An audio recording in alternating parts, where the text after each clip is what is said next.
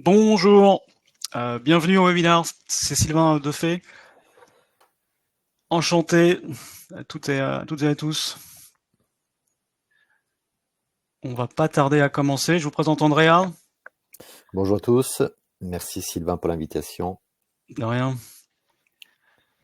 Et je vous remercie de vous être connecté pour 7 heures ou 45 minutes sur ce sujet d'actualité qui est la mesure d'impact environnemental et climatique de la publicité. On attend encore quelques minutes et puis on commencera.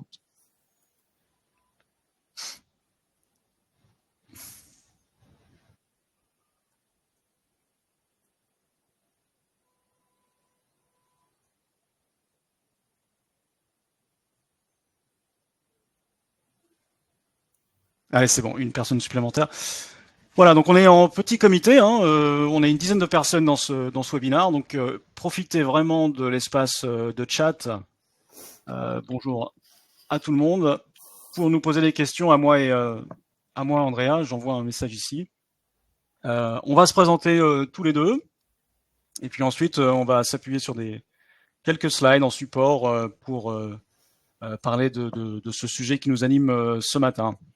Alors moi c'est Sylvain Defay, je suis senior manager chez Converteo. Ça fait un petit peu plus d'un an que je suis chez Converteo. Converteo, c'est un cabinet de conseil au service de la performance du digital. Donc, c'est 450 personnes avec une expertise dans la publicité dont je fais partie, une petite équipe d'une cinquantaine de personnes. Notre cœur d'expertise sera la web analyse, l'analyse de la performance des sites web. Et puis, on s'est accompagné de nombreux annonceurs sur des sujets plus stratégiques, d'utilisation de la data au service du business.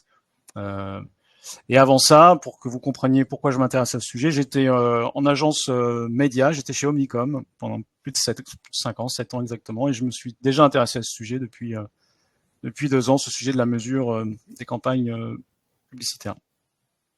Andrea, si tu veux te présenter. Avec grand plaisir. Bonjour à tous, Andrea Caporlingua. Moi, je suis en charge chez Cedara pour le développement du business sur le sud d'Europe, Italie, Espagne, France et Belgique. J'ai un background digital, j'ai toujours travaillé dans les techs et je rejoins Cedara parce qu'il a une approche à 360. Donc, Cedara a une plateforme tech green qui apporte une solution aux marques, aux tech, aux agences et aux publishers, soit une approche en fait des mesures et réduction de l'empreinte carbone. Et merci encore Sylvain pour l'invitation et pour cette opportunité. C'est un plaisir. Alors, on va parler un petit peu de contexte. C'est important de comprendre pourquoi est-ce qu'on s'intéresse à ce sujet, particulièrement en France depuis 2 ans maintenant. On va parler un peu méthode de calcul, on va voir comment Cedara justement procède, et puis on aura quelques slides de conclusion. Alors le contexte, il est à la fois environnemental et réglementaire. Ce qui nous anime tous aujourd'hui, si on est là, évidemment, c'est la pression environnementale, la pression climatique qu'on a aujourd'hui tous ensemble en tant que citoyens. Le climat, c'est les émissions de gaz à effet de serre, vous le savez. Ici, vous avez les courbes du GIEC. Les accords de Paris auxquels on s'est tous engagés, c'est la petite courbe bleue en bas, le scénario 1,9. Mais évidemment, pour pouvoir réduire, s'adapter, il faut mesurer. Et c'est l'enjeu qui nous anime ce matin. Alors, le climat, c'est important. La planète et l'environnement, au sens plus large, également. Parce que il faut plus réduire malheureusement aujourd'hui uniquement aux impacts climatiques. Vous avez ici les limites planétaires qu'un institut à Stockholm mesure et modélise depuis plusieurs années, qui est très utilisé pour essayer de comprendre les impacts de la pression humaine sur notre belle planète. Malheureusement, sur ces 9 grandes limites planétaires, 6 sont déjà dépassées, et charge à nous, en tant que citoyens et professionnels, d'essayer de limiter cet impact au maximum. Alors il y a une prise de conscience dans la société évidemment, mais également dans le monde professionnel et auprès des gouvernements, qui découlent et percolent sous forme de réglementation de plus en plus pressantes. Alors, je vais les passer une à une. Sur la gauche, vous avez ce qui nous concerne plus dans le secteur de la publicité, c'est la loi climat et résilience. C'est intéressant de s'arrêter 5 minutes sur cette loi parce que je ne sais pas si vous saviez, mais tout ça découle finalement de la Convention citoyenne pour le climat. Et c'est là que nous, notre industrie de la publicité, a pris conscience de l'urgence de la situation quand nos chers citoyens ont déposé leurs recommandations. Il y avait un chapitre entier dédié à la publicité, dans le chapitre consommation. Et il y avait des recommandations citoyennes très très dures sur la publicité. Il était question d'arrêter complètement interdire la publicité sur les produits les plus émetteurs de gaz à effet de serre et de réguler la publicité au sens large pour en limiter la surconsommation et les sollicitations inutiles. Et ça a été vraiment un choc pour l'industrie de la communication au sens large. C'est à partir de là que notre industrie s'est engagée à être plus active et proactive dans la gestion des impacts environnementaux de notre industrie. Donc, il faut savoir que tous ensemble, on est tous probablement attachés d'un point ou un autre à la filière de la communication. Donc, la filière, c'est une terminologie légale, une forme d'association qui s'accroche au ministère de l'Industrie. Et donc, la filière de la communication regroupe toutes les interprofessions liées à cette grande industrie qu'est la nôtre, qui est la communication. Donc, vous avez des interprofessions d'annonceurs, comme l'Union des marques, des interprofessions d'agences, comme l'Union l'UDECAM. Vous avez des interprofessions ensuite par régie ou canal de diffusion, la télé, la presse. Vous avez l'interprofession des productions de films, des productions d'événements, etc. Donc tout le monde est là, et tout le monde a pris conscience qu'il fallait en tant qu'industrie qu'on réagisse pour pouvoir, évidemment, s'adapter et contribuer à la réduction des impacts environnementaux de nos métiers, mais aussi communiquer autour de nous sur les bénéfices de notre industrie et puis protéger tout simplement notre industrie. Donc de cette convention citoyenne sur le climat a été promulguée la loi climat et résilience avec quelques chapitres, quelques obligations pour la publicité, comme l'interdiction de communication sur les véhicules les plus polluants à partir de 2025 ou 26, je crois. Et l'obligation pour... il y a eu d'autres trucs, il y avait aussi l'initiative WePub, par exemple, sur les prospectus.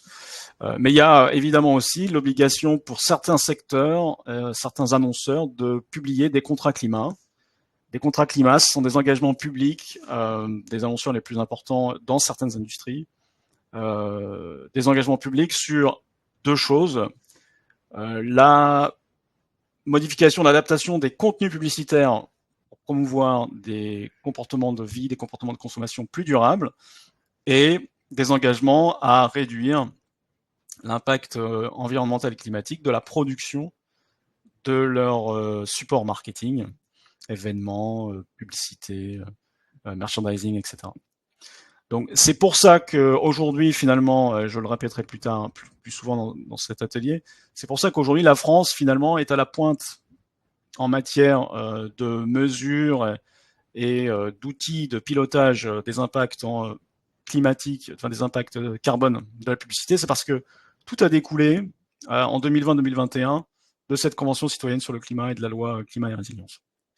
Après, si on élargit un peu le spectre des réglementations, on quitte un peu la pub, vous avez sur la droite le décret Beges, donc le décret bilan des émissions de gaz à effet de serre, qui est alors les bilans carbone, ça existe depuis longtemps en France pour les grandes entreprises.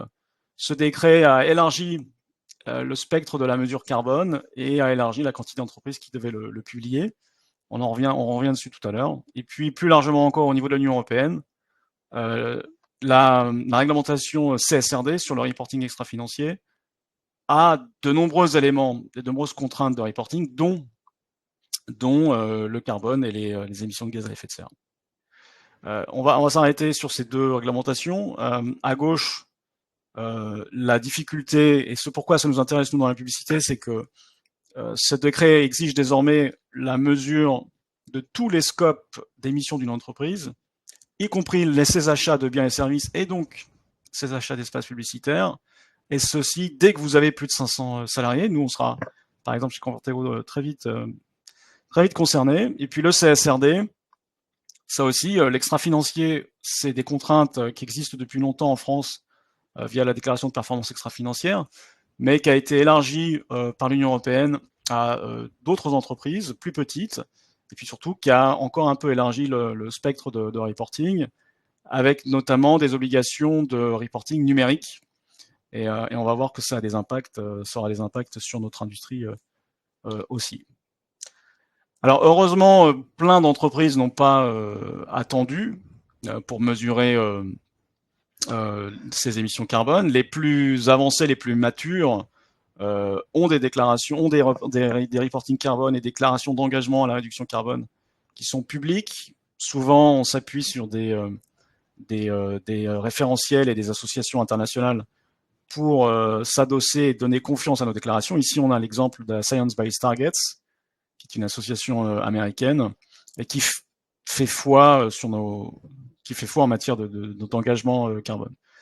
Mais ce que je veux évoquer ici, c'est qu'évidemment, si vous êtes engagé par la réglementation ou par des engagements volontaires comme ceci, à un moment ou à un autre, toute l'entreprise doit être mesurée, y compris le département de communication marketing et les efforts qui sont faits en achat d'espace publicitaire.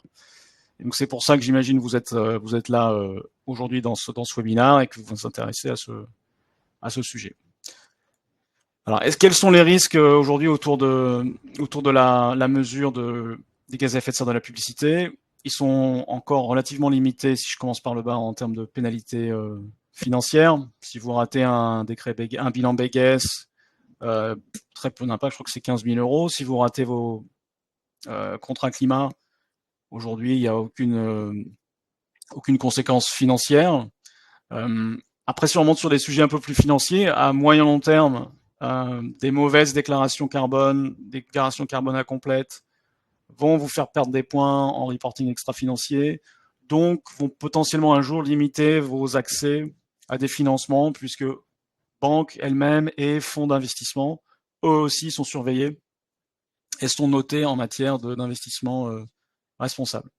Le plus urgent, à mon humble avis, c'est le risque réputationnel, le name and shame. C'est tout l'état d'esprit du contrat climat, notamment. Le contrat climat, c'est une initiative publique. Les contrats climat sont publics. Le citoyen lambda peut aller voir vos contrats climat et estimer si vous êtes vraiment engagé ou pas. Et l'ARCOM, qui est l'outil, l'organe régulateur de ces contrats climat, publie un rapport annuel sur la qualité de ces contrats climat, justement. Je vous invite à lire le rapport qui est sorti début 2024 sur la première année, qui était assez déceptif. Beaucoup de contrats climat étaient jugés comme peu engageants, peu chiffrés et peu qualitatifs. Donc, encore assez peu de risques, il faut l'avouer, mais attention à ces problèmes de name and shame et à des ambivalences aussi dans nos messages publicitaires. Alors c'est vrai que si vous êtes un industriel, si vous avez des usines partout dans le monde, si vos produits circulent partout sur la planète, sur des bateaux, dans des containers avant d'être distribués, vous dites que la publicité n'est pas une priorité, et c'est vrai, et que c'est sûrement une réalité que vos ingénieurs carbone travaillent à la mesure d'abord de vos produits industriels que vos achats d'espace publicitaires. Néanmoins, les investissements en marketing, c'est souvent une ligne budgétaire assez conséquente dans les PNL de vos entreprises. Et à un moment ou à un autre, la mesure des gaz à effet de serre du marketing va remonter dans les tableaux. C'est indéniable, on le voit. Moi, je le vois cette année. Je pense qu'André peut en témoigner aussi. Petit à petit, cette besoin de mesure, ça percole et ça descend dans chacun des départements, y compris le marketing. J'invite aussi tous ceux qui s'intéressent à ce sujet à noter que aujourd'hui, c'est souvent mesuré. Tout ce qu'un un bilan carbone fonctionne par étapes et on peut commencer par mesurer sur des grands a priori à la louche sur des euros dépensés, donc on fait des ratios, tonnes de carbone par euro dépensé en publicité. Mais plus vous êtes précis et plus vous êtes en train de mesurer des données physiques, des tonnes de papier, des kilowatts d'électricité, plus vous gagnez en précision et en général plus vos volumes de CO2 baissent. Donc ne serait-ce que commencer à mesurer, c'est en général optimiser le volume de ces émissions en gagnant en précision parce que les méthodes de mesure carbone imposent des marges de sécurité très importantes dans les indicateurs les moins précis. Je ne sais pas si vous avez des questions à ce stade, n'hésitez pas à utiliser le chat, hein, je vous le rappelle.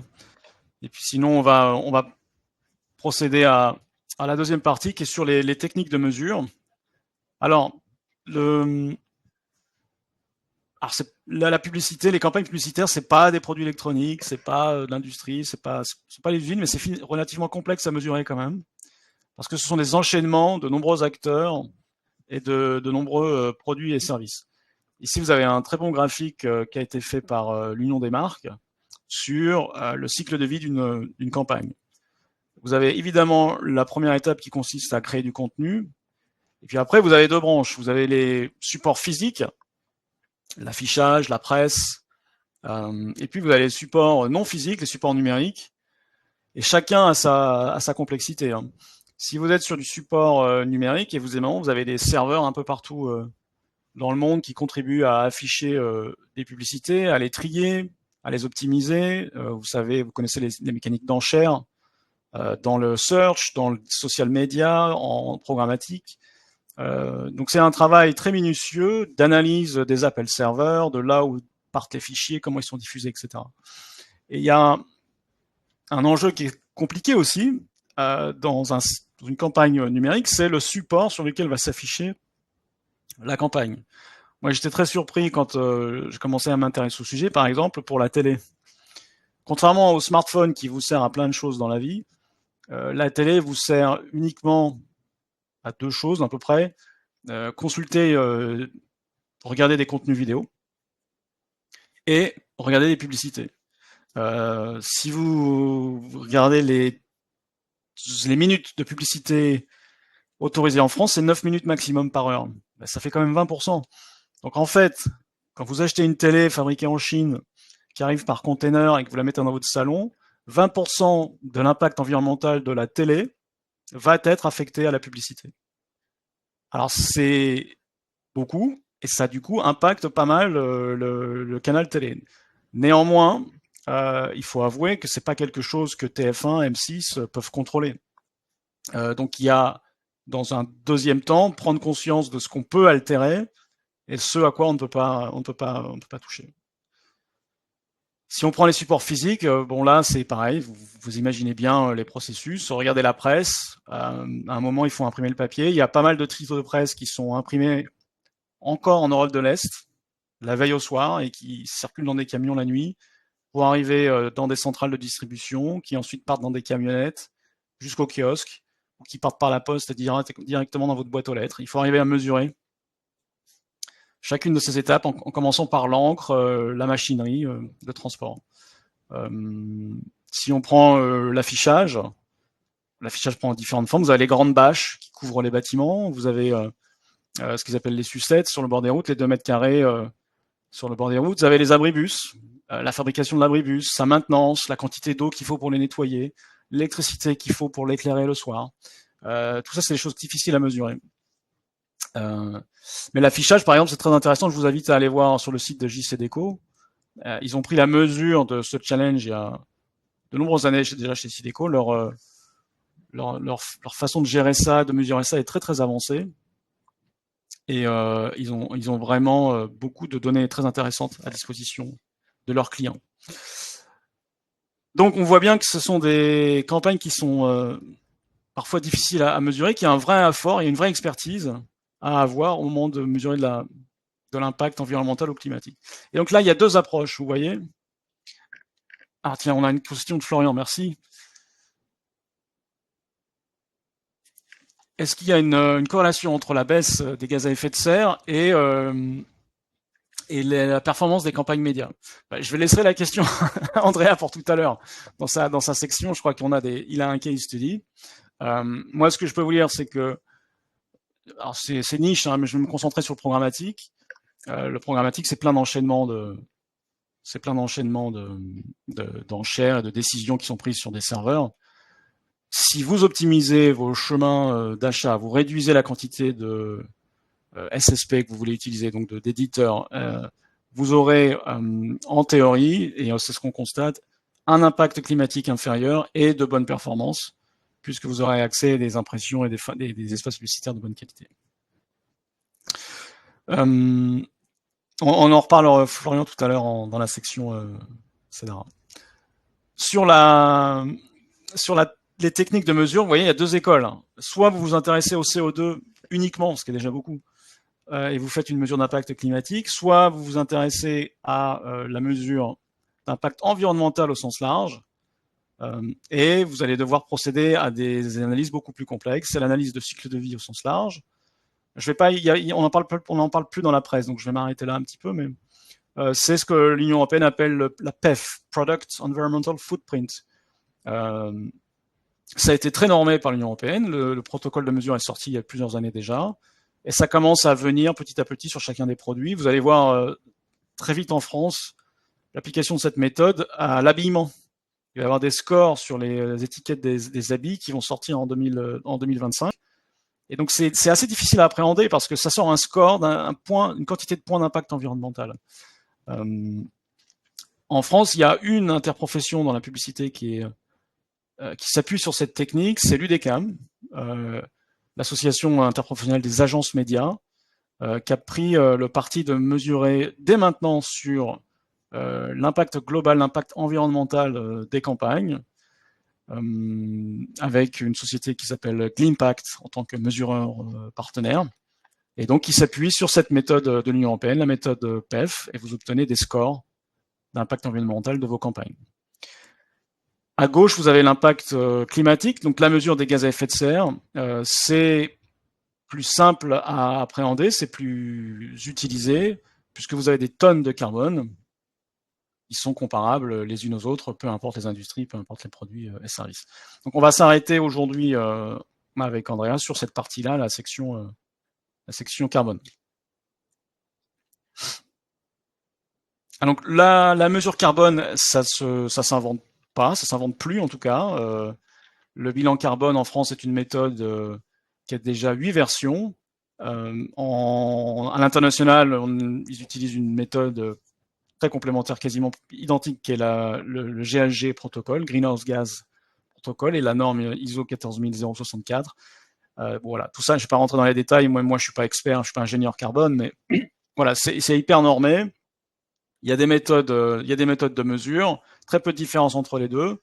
Mais c'est vrai que nous, dans notre petit monde de la publicité et de l'achat d'espace publicitaire, on est obligé, évidemment, pour être reconnu, d'utiliser ces mêmes standards de mesure. Alors, juste un petit rappel, mais vous le savez déjà probablement, dans les gaz à effet de serre, en fait, les bilans reconnaissent 6 gaz à effet de serre qui ont des équivalences et qui sont toutes ramenées à des tonnes équivalentes CO2. Donc, pour faire un bilan carbone d'un produit ou service, il faut s'intéresser à ce qu'on appelle les scopes. Les scopes, c'est les postes d'émission. Très rapidement, le scope 1, c'est les achats directs d'hydrocarbures sur vos sites industriels, sur vos entreprises, si vous achetez de l'essence, du fuel pour vos voitures ou vos bâtiments. Le scope 2, ça sera les émissions indirectes de vos opérations. Vous avez des usines, des bureaux, ça chauffe, vous avez du papier dans vos bureaux, vous vous déplacez, vous avez des restaurants d'entreprise, tout ça, c'est du scope 2, c'est sur vos sites. Et puis ensuite, il y a tout ce qui est indirect, les scope 3, qui sont dans votre chaîne de valeur amont ou aval. Donc chez tous vos fournisseurs, tout ce que vous achetez, ou tout ce que vos clients émettent en utilisant vos produits. Très très difficile à mesurer. Historiquement, c'était pas obligatoire avant le décret Béguès dont je parlais tout à l'heure. Mais désormais, il faut s'atteler à ces émissions amont et aval, et ça vaut donc pour la publicité, puisqu'on est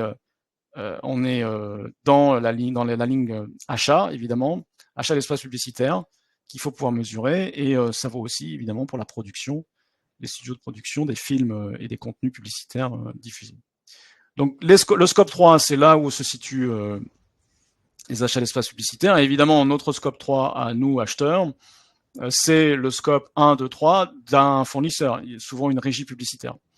Donc il faut aller au mieux contacter ces fournisseurs, comprendre leurs propres émissions et affecter la part qui vous revient en fonction des achats que vous avez effectués. Et c'est toute la difficulté de ce travail en cerveau. C'est très difficile pour tous les métiers, mais c'est d'autant plus difficile, et Andrea pourra en témoigner, de faire ça en publicité quand on parle du digital notamment, et d'une grande quantité de fournisseurs activés sur un même plan média, et de formats, et de devices, et de pays également.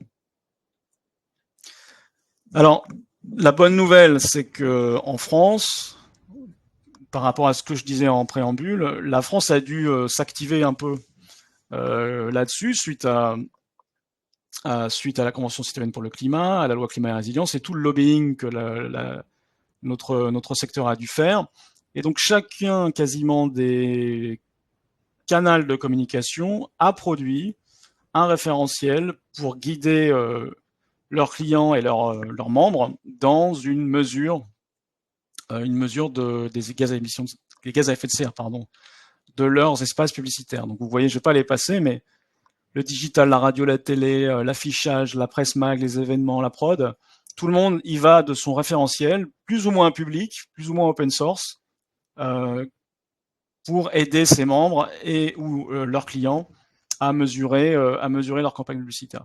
En digital, que je connais bien, par exemple, vous avez un modèle qui est purement open source, deuxième version, avec des grilles de calcul pour vous aider, mis en place par le SRI.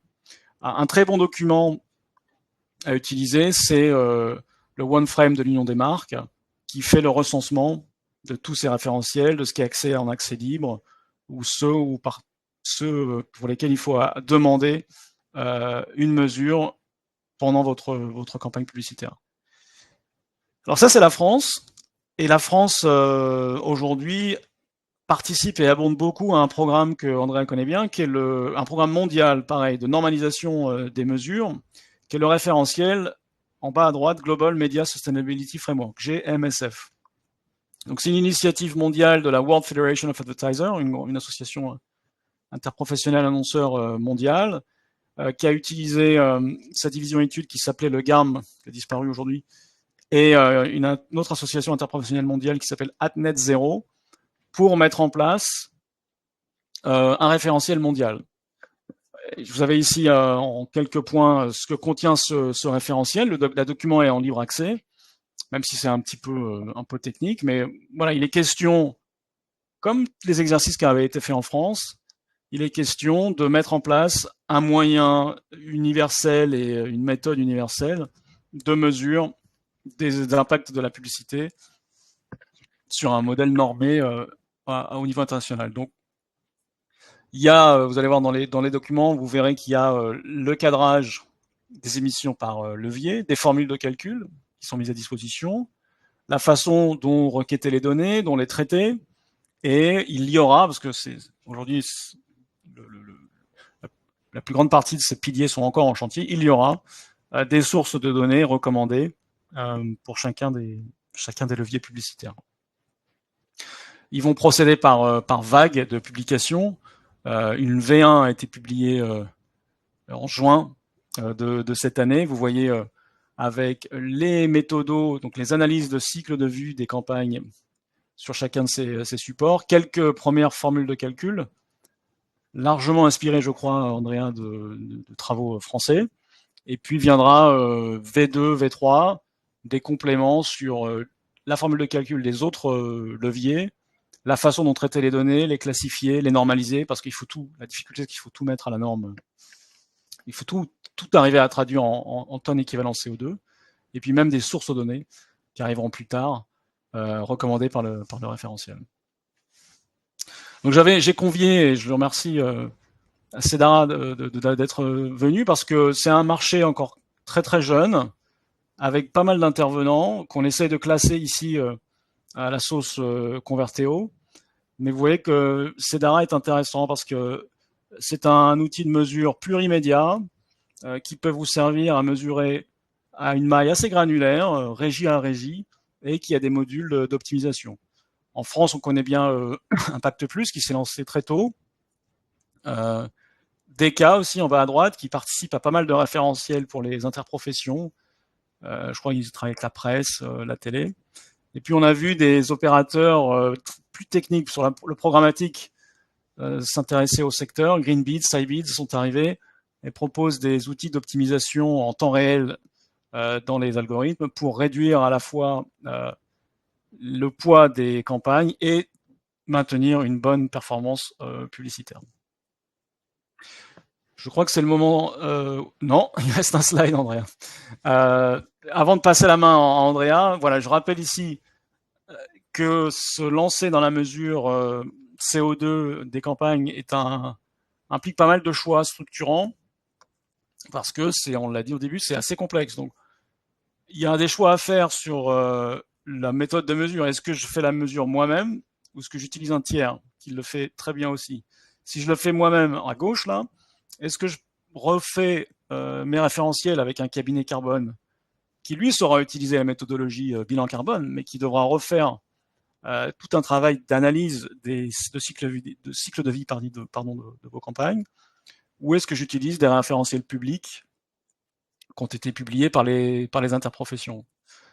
À droite, vous pouvez utiliser des prestataires qui se sont spécialisés sur la mesure, et certains prestataires sont monoleviers, programmatique, digital, d'autres sont plurileviers et ont pris le parti d'aller analyser l'intégralité des leviers disponibles en marketing. Une question d'Elisa. Est-ce qu'on peut faire sa propre calculette? Pas sur tous les leviers. Il y a des leviers comme le digital ou qui sont open source. Le SRI, je le disais, donc ils ont une calculette Excel à disposition. On peut se débrouiller en allant cherchant des facteurs d'émission. On peut se débrouiller assez facilement pour monter une calculette maison et même à l'international. Après, d'autres leviers comme le OOH ou la presse, les calculates et les référentiels ne sont pas publics. C'est sur la base d'achat uniquement et donc beaucoup plus compliqué. Dernière question qu'il faut se poser au moment de se lancer. Merci Elisa pour la question. C'est la méthode de mesure. Est-ce que je me contente d'une moyenne par levier, presse, affichage télé, ou est-ce que je pars au contact de chacune de mes régies pour aller analyser les émissions régie à régie, poste à poste? Voilà. Donc je vais passer la main à Andrea pour que tu nous présentes votre approche et la façon dont vous répondez à ces grandes questions. Super, merci Sylvain. Je me permets de rapidement répondre à Florian. Oui, on a un case study, on va le présenter à la fin. Elisa, par rapport à votre question, tout simplement, si on fait une vraie mesure, c'est pas possible de créer une calculette in-house. Si par contre, on veut avoir des estimations, avec des estimations, oui, on peut le faire. Donc, ça dépend en fait le type de granularité information qu'on souhaite avoir et dans quelle manière on est engagé. Parce qu'il y a quand même un gap entre mesure et d'estimation. Si j'ai bien répondu, bah, tant mieux. Si j'ai pas répondu, n'hésitez pas à me reposer la question. Rapidement, j'ai noté certaines phrases des Sylvain que je vais justement reprendre pour donner des réponses. Juste pour faire un cadre, aujourd'hui, Cedara, c'est une technologie, c'est une infrastructure. Donc, c'est un tech, c'est un SaaS, c'est un software qui permettent d'avoir une vision à 360 dans l'écosystème des médias advertising. Ça veut dire aujourd'hui, nous, on vous permet, grâce au dashboard, de pouvoir mapper et cartographier toutes les informations, toute la collecte des données sous les différents leviers omnichannel. Parce qu'aujourd'hui, en fait, l'objectif des Cedara, c'est accélérer l'impact de la sustainability dans l'écosystème média. Aujourd'hui, on sait qu'il y a différents acteurs sur le marché, surtout en France. On ne va pas se mentir, la France, il a participé énormément. Il ne faut pas se voiler, il faut dire les choses comme ils sont. Et du coup, il a accompagné les organisations à niveau mondial pour pouvoir avoir en fait un standard global. Parce que la méthodologie, c'est hyper important. Aujourd'hui, pour effectuer une mesure, il faut avoir une méthodologie qui soit reconnue par tout l'écosystème. C'est comme dans la communauté européenne, c'est comme en fait dans le monde entier, il faut arriver à parler tous la même langue. Sinon, on ne peut pas se comprendre. Donc, l'intérêt, c'est justement avoir une méthodologie unifiée. Du coup, Cedara, cette infrastructure aujourd'hui, ça permet de pouvoir respecter une méthodologie standardisée. Nous, on a travaillé avec le GARM, avec un Net Zero, avec les CRI, les SMPTV, l'Alliance Digitale, le IAB. Donc, c'est toutes des organisations à niveau mondial, à niveau français. Dans des groupes de travail, on a participé pour la création, en fait, de ce standard, de ce protocole. C'est quoi ce protocole? C'est une méthodologie des calculs. Qu'est-ce qu'on va calculer? Qu'est-ce qu'on va prendre en considération? Comment on va le calculer? Une fois, en fait, qu'on a décidé, grâce aussi à, encore une fois, tous ces types d'organisations, parce qu'aujourd'hui, la WFA, c'est le World Federation Advertiser, ça veut dire qu'il y a énormément de marques qui ont dit, on est engagé, on souhaite mesurer, parce que notre objectif, c'est réduire. J'ouvre une petite parenthèse, parce que, et pour moi, c'est fondamental. C'est qu'aujourd'hui, en fait, on a une tendance à entendre tous dire ROI. On souhaite optimiser. Je me permets de vous rappeler qu'aujourd'hui, la réduction et l'optimisation, c'est le troisième des steps, comme dans une campagne à la performance, comme en fait aussi dans un bilan d'empreinte carbone. Ça veut dire qu'on ne peut pas y arriver à une optimisation, à une réduction, si en amont, on ne passe pas par de la mesure, de l'analyse. Donc, je sais que l'OI, c'est quand même le premier levier et c'est dans le langage de tout le monde, mais j'essaie d'évangéliser énormément aujourd'hui sur le marché parce que je sens que quand même les autres sociétés dans le même axe, dans le même langage d'empreinte carbone, ils poussent énormément sur une mesure. Aujourd'hui, il faut mesurer pour pouvoir analyser et pouvoir optimiser. Aujourd'hui, chez Cedara, on intègre des millions et des millions de données qu'on optimise et on mesure régulièrement afin d'avoir une visibilité globale en respectant en harmonie avec le Greenhouse Protocol et avec les différents standards du marché, une production des CO2 en fonction des quoi? Des campagnes, en fonction en fait des channels, parce qu'aujourd'hui il y a un standard pour le digital, il y a un standard pour la TV, il y a un standard pour le DOH, pour le print, pour la radio. Donc c'est là que par exemple, par rapport à la question d'Elisa, c'est très compliqué, c'est presque impossible de pouvoir générer une mesure sur chaque channel avec des frameworks complètement différents, avec une demande des données très granulaire. On a intégré différentes émissions des facteurs, en fait, Greenhouse Protocol, mais c'est surtout qu'en fait, nous, aujourd'hui, la clé des Cedara, c'est qu'en fait, on est leader dans l'écosystème médiatique parce qu'en fait, on mesure les providers.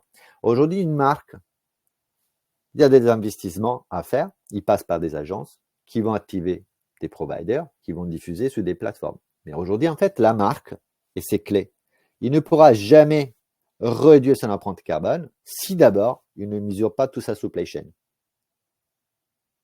Donc, le but, c'est déjà savoir tout dans l'écosystème qui on active, quel provider, quel vendeur on active, sur quelle plateforme, pour avoir une mesure granulaire et ensuite, en fait, activer des actions pour pouvoir justement avoir de la réduction.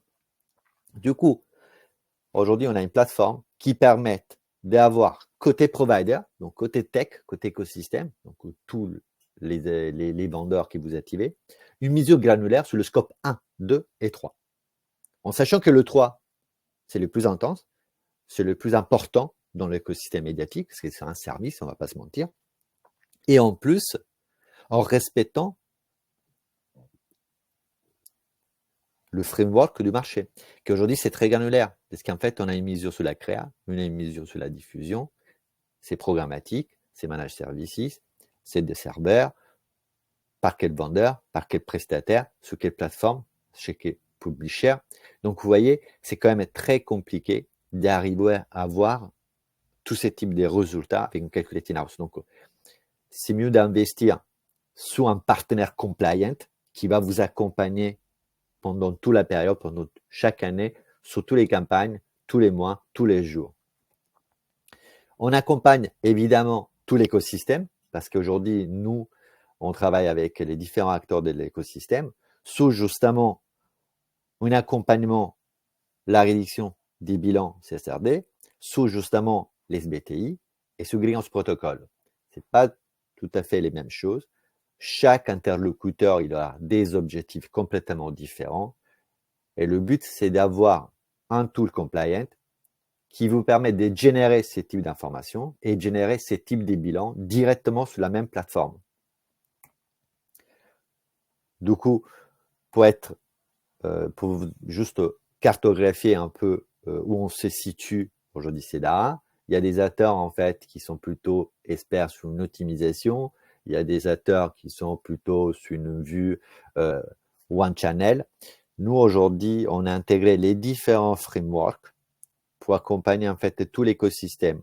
Du coup, on a comme interlocuteur qui utilise aujourd'hui CEDARA, il y a énormément de marques comme Apple, comme HP, comme Microsoft, Activision. Vous voyez, ils n'ont pas investi dans des calculating house. Pourquoi? Parce qu'en fait, il faut passer par un tiers compliant, qui est auditable et qui respecte le framework de marché et qui puisse en fait récupérer toutes les informations par les vendeurs.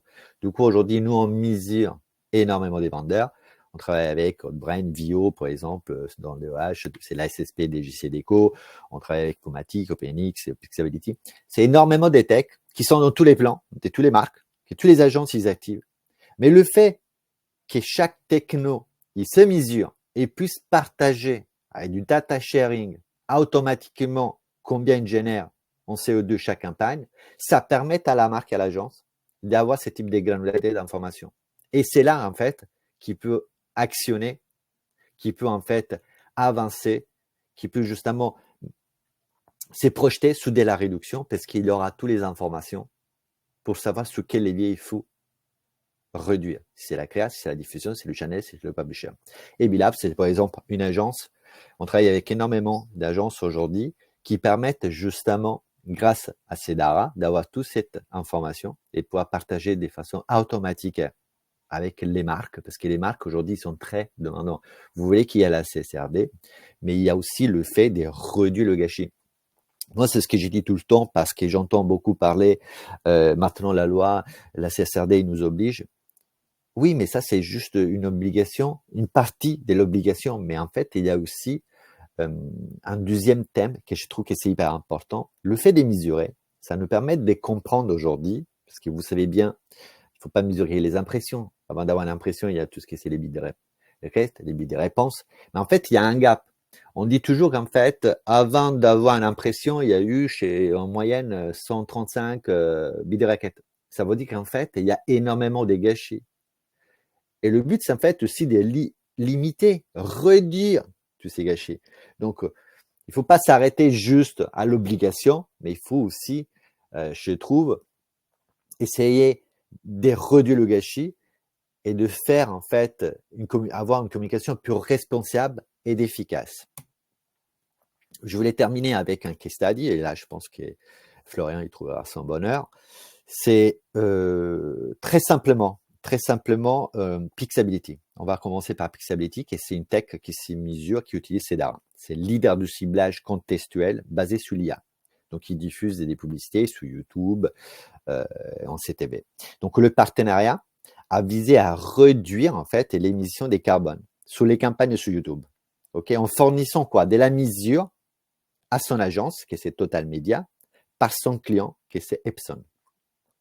Vous voulez qu'en fait, les annonceurs de l'Union européenne ont besoin de plus en plus d'avoir des informations sur l'empreinte carbone. Donc, du coup, aujourd'hui, beaucoup des techs, ils commencent à intégrer un tool, à l'occurrence, beaucoup des techs aujourd'hui, ils utilisent Cedara.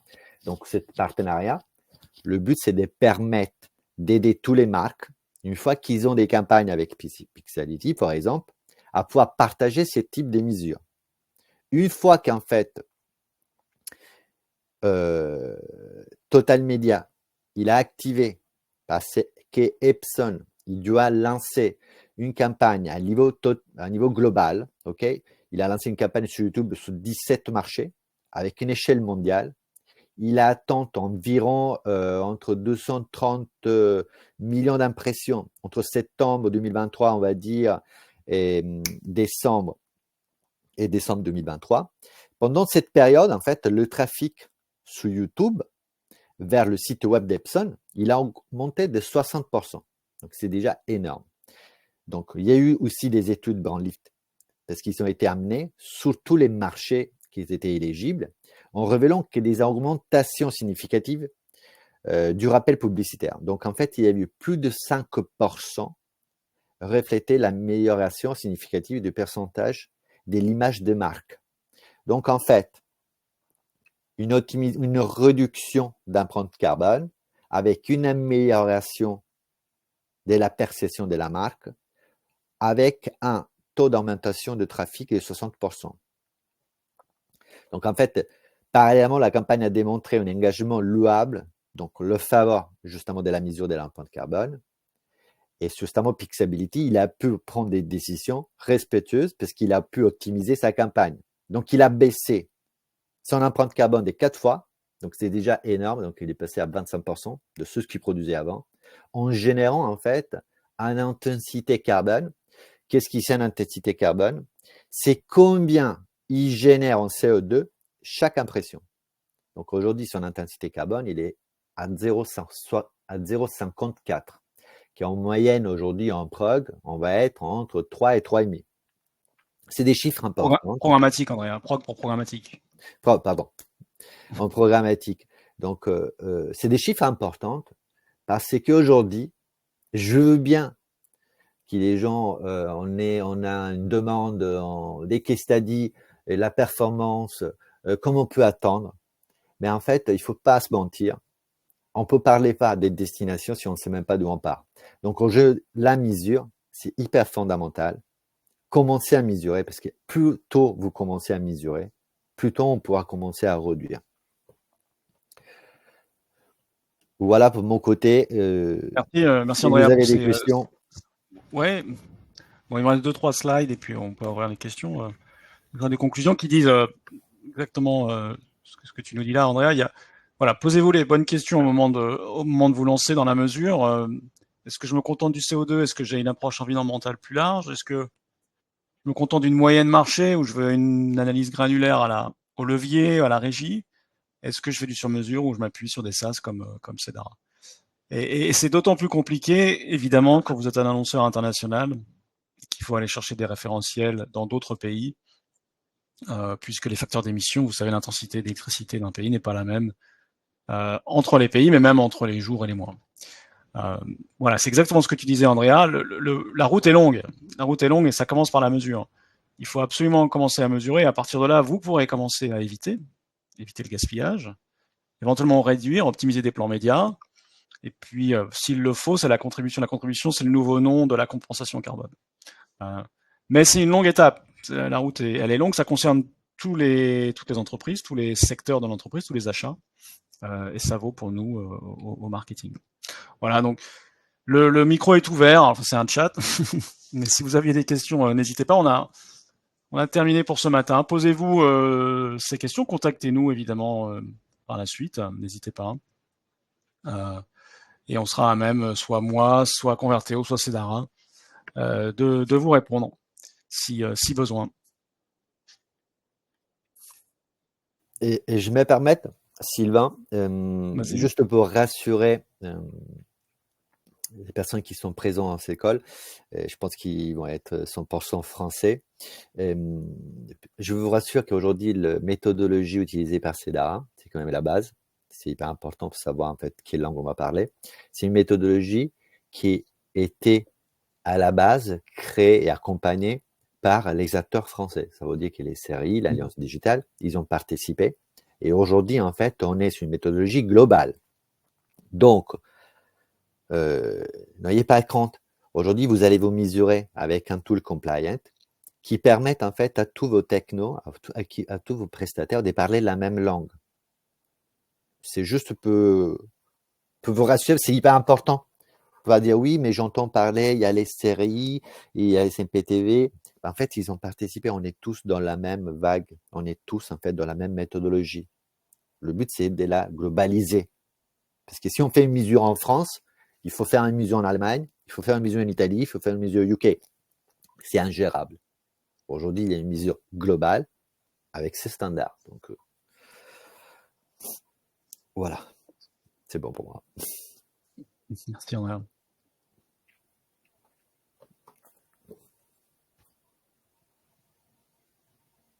Ah, intéressant. Impact Plus contre Cedara. Je vais laisser Andrea répondre directement. Écoutez, déjà Impact Plus, c'est une super boîte, super approche, excellent tech, des gens avec un super background. La différence aujourd'hui concrète, c'est que nous, aujourd'hui, on mesure en fait tous les providers. Et on est sur de l'omnichannel à l'international. Donc, ça permet en fait d'avoir une granularité qui est différente. Eux, ils sont plutôt, je parle pas peu, donc. Ils sont plutôt digital, hein. Déjà, ils sont que digital aujourd'hui. Ouais, ils sont que Donc, digital. on est sur omnichannel. Donc, aujourd'hui, par exemple, si vous avez des campagnes en DOH, en CTV, en fait, eux, ils ne peuvent pas répondre. Que je sache aujourd'hui, nous, aujourd'hui, on a une approche omnichannel. Donc, et c'est surtout qu'en fait, nous, on mesure le scope 1, 2, 3. Et en plus, on a intégré la compensation aussi dans notre plateforme. Donc, aujourd'hui, dans notre plateforme, vous pouvez mesurer, vous pouvez réduire et vous pouvez compenser. Mais si je peux compléter, Impact Plus, ouais, c'est quand même les pionniers en France qui ont lancé même en Europe, je crois, hein, qui ont lancé ces outils de mesure. Au début, évidemment, il n'y avait pas de référentiel, donc ils sont partis sur leur propre méthode à eux, et qui sont petit à petit en train d'aligner avec les normes internationales auxquelles ils ont contribué eux-mêmes largement, hein, puisque Impact Plus a largement contribué à l'atelier aux travaux du SRI, syndicat des régies Internet, qui eux-mêmes contribuaient au framework international dont on parlait tout à l'heure, le GSMF. On était ensemble dans tous les groupes de travail. Donc, voilà. Oui, voilà. on va pas se mentir, on était tous dans le même bateau. Et après, on n'a pas les mêmes forcément nombre d'équipes, on n'est pas présent dans le même pays, on est sur une boîte américaine. Il y a quand même des différences. Merci à vous, Florian, pour les questions. Merci à Elisa aussi. S'il n'y a pas d'autres questions, on va clôturer le webinaire. Je crois que l'enregistrement est disponible sur le lien que vous avez reçu. Et puis, merci Florian. Bonne journée à vous aussi. Bonne journée à tous et à tous.